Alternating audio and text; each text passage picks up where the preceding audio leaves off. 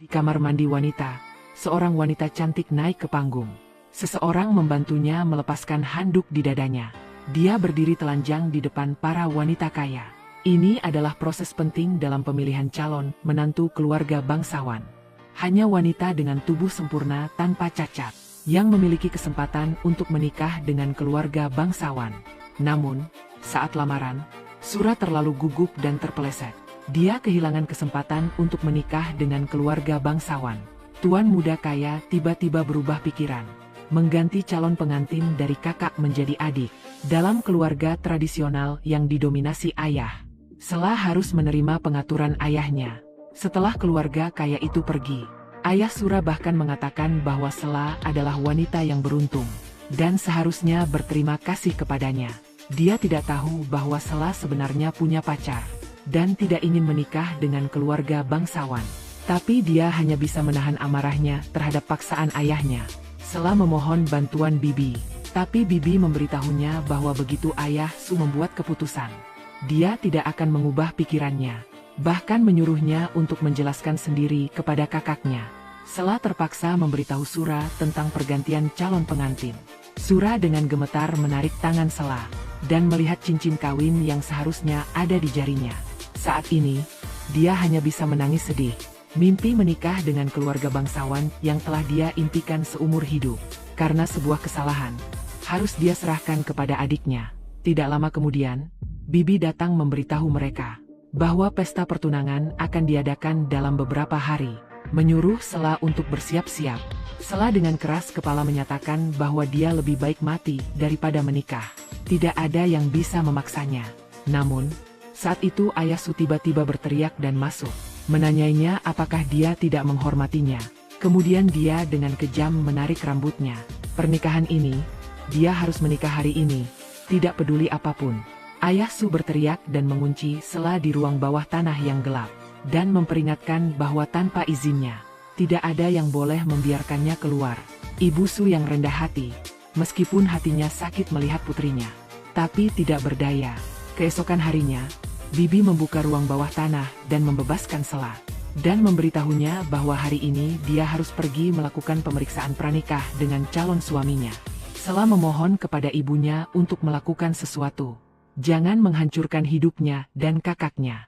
Ibu Su yang lemah lembut memberitahunya bahwa perlawanan tidak ada gunanya. Tidak ada yang bisa menentang ayahnya.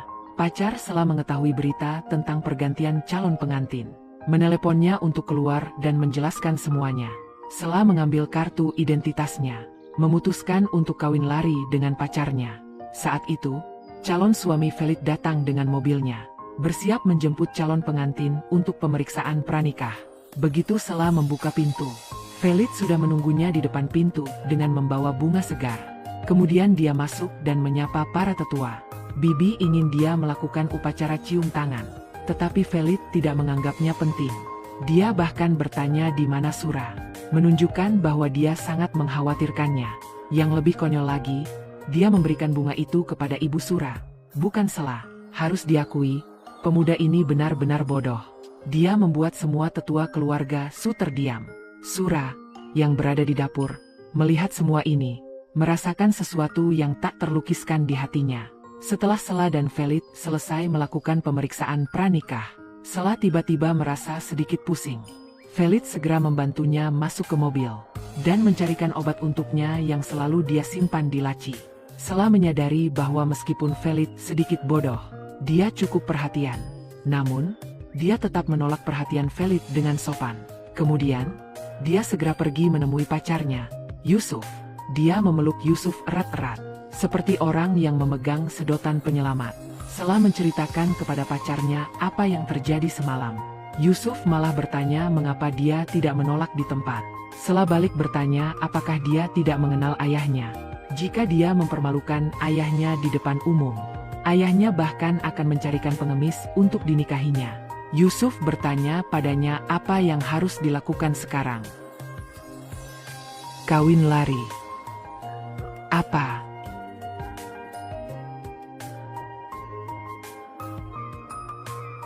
Sela ingin meninggalkan segalanya dan kawin lari dengan Yusuf. Namun, Yusuf tidak memiliki keberanian itu. Dia takut keluarga Felid akan membalas dendam padanya. Sela akhirnya menyadari bahwa pacarnya adalah seorang pengecut. Harapan terakhirnya pun pupus. Sela kembali ke rumah dengan marah. Sura datang dan bertanya apa yang terjadi padanya.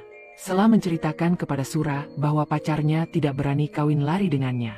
Keduanya mengutuk Yusuf, si pengecut itu, bersama-sama. Mereka tertawa tanpa sengaja. Bagaimanapun, ini bukan salah Sela. Kedua saudari itu pun segera berbaikan. Namun, mereka harus menghadapi kenyataan. Jika mereka menentang keinginan ayah mereka, nasib mereka hanya akan lebih tragis. Di sisi lain, Felid memberitahu ibunya, jangan berpikir bahwa memaksanya menikah akan menyelesaikan segalanya. Dia tidak akan mengubah dirinya karena wanita desa itu. Ibu Felid berjanji bahwa selama dia tidak membuat masalah sebelum pernikahan, dia bisa melakukan apapun yang dia inginkan setelah menikah. Yang tidak pernah Felid duga adalah pacarnya, Peilin, benar-benar terbang untuk menemuinya. Dia segera mencari alasan untuk pergi, lalu membawa Peilin masuk ke lift.